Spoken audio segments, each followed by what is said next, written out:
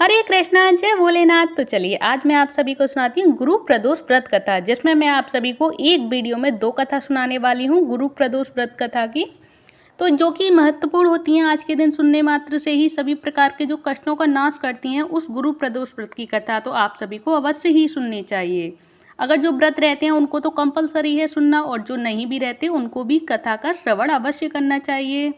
और जो प्रदोष व्रत की करने की विधि होती है, जो प्रदोष व्रत किया जाता है, पूजा अर्चना की जाती है भगवान शिव शंकर की, तो उसमें जो भगवान शिव की पूजा करने के बाद ये कथा श्रवण की जाती है। तो चलिए मैं आप सभी को सुनाती हूँ जो पौराणिक कथा है गुरु प्रदोष व्रत की। तो चलिए सुनिए आप ध्यान लगा के, मन लगा के, जिसमें कि आप सभी एक कमेंट बॉक्स में लिख दें जय शिव भोलेनाथ। तो पौराणिक कथा के अनुसार एक नगर में एक ब्राह्मणी रहती थी। उसके पति का स्वर्गवास हो गया था और उसका अब कोई सहारा भी नहीं था। इसीलिए वह सुबह होते ही वह अपने पुत्र के साथ भीख मांगने निकल पड़ती थी। वह खुद का और अपने पुत्र का पेट पालती थी। एक दिन ब्राह्मणी घर लौट रही थी तो उसे एक लड़का घायल अवस्था में कराहता हुआ मिला। तो ब्राह्मणी दयावश उसे अपने घर ले आई, और वह लड़का विदर्भ देश का राजकुमार था, जो शत्रु सैनिकों ने उसके राज्य पर आक्रमण कर उसके पिता को बंदी बना लिया था और राज्य पर नियंत्रण कर लिया था अपना। इसीलिए वह मारा मारा फिर रहा था, और राजकुमार ब्राह्मण पुत्र के साथ ब्राह्मणी के घर रहने लगा। तो एक दिन अंशुमति नामक एक गंधर्व कन्या ने राजकुमार को देखा और वह उस पर मोहित हो गई। अगले दिन अंशुमति अपने माता पिता को राजकुमार से मिलाने लाई। उन्हें भी राजकुमार पसंद आ गया, और कुछ दिनों बाद अंशुमति के माता पिता को शंकर भगवान ने स्वप्न में आदेश दिया कि राजकुमार और अंशुमति का विवाह कर दिया जाए। तो वैसा ही किया गया, और ब्राह्मणी प्रदोष व्रत करने के साथ ही भगवान शंकर की पूजा पाठ भी किया करती थी।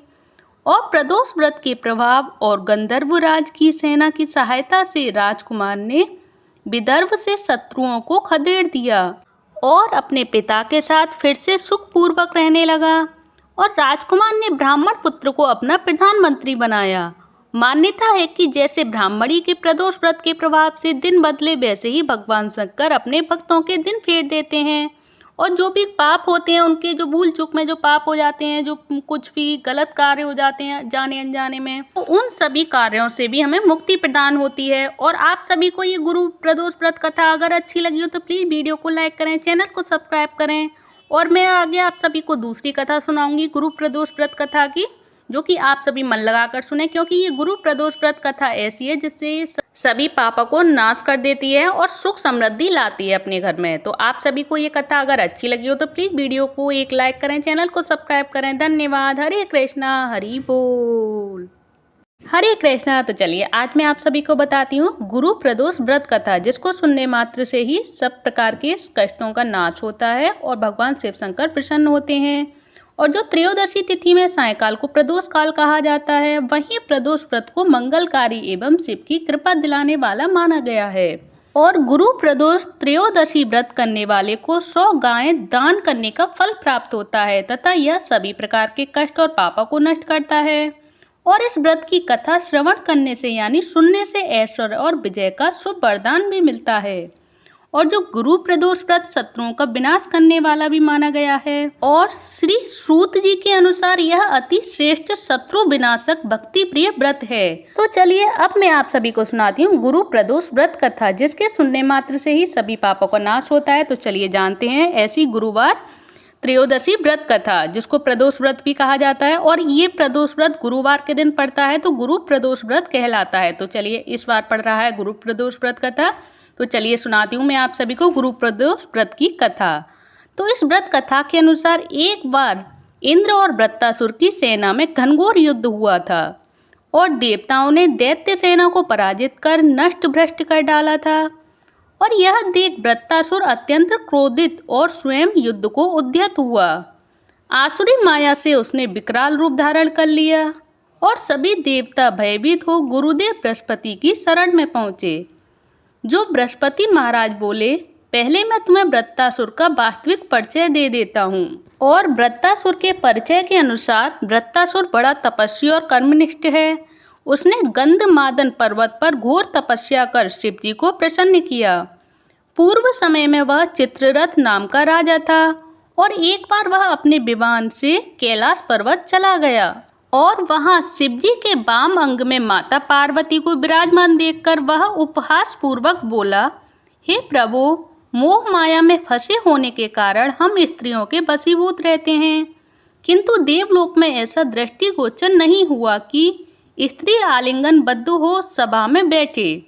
तो चित्ररथ के यह वचन सुन सर्वव्यापी शिवशंकर हंसने लगे और कहने लगे, हे राजन, मेरा व्यावहारिक दृष्टिकोण पृथक है। मैं मृत्युदाता कालकूट महाविष का पान किया है मैंने, और फिर भी तुम साधारण जन की भांति मेरा उपहास उड़ाते हो। और ये सुनकर माता पार्वती क्रोधित हो चित्ररथ से संबोधित हुई और बोली, अरे दुष्ट, तूने सर्वव्यापी महेश्वर के साथ ही मेरा भी उपहास उड़ाया है। अतएव मैं तुझे वह शिक्षा दूंगी कि फिर तू ऐसे संतों के उपहास का दुस्साहस नहीं करेगा। अब तो दैत्य स्वरूप धारण कर विमान से नीचे गिर, मैं तुझे श्राप देती हूँ। फिर जगदम्बा भवानी के अभिशाप से चित्ररथ राक्षस योनि को प्राप्त हुआ और त्वष्टा नामक ऋषि के श्रेष्ठ तप से उत्पन्न हो वृत्तासुर बना। फिर गुरुदेव बृहस्पति आगे बोले, वृत्तासुर बाल्यावस्था से ही शिव भक्त रहा है और अतः हे इंद्र, तुम बृहस्पति प्रदोष व्रत कर शिव शंकर को प्रसन्न करो। फिर देवराज ने गुरुदेव की आज्ञा का पालन कर बृहस्पति देव का बृहस्पति प्रदोष व्रत किया। फिर गुरु प्रदोष व्रत के प्रताप से इंद्र ने शीघ्र ही वृत्तासुर पर विजय प्राप्त कर ली और देवलोक में शांति छा गई। अतः प्रदोष व्रत हर शिव भक्त को करना चाहिए और इस कथा को अवश्य सुनना और पढ़ना चाहिए, श्रवण करना चाहिए।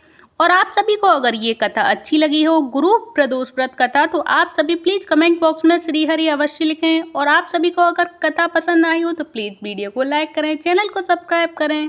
धन्यवाद। हरे कृष्णा, हरि बोल।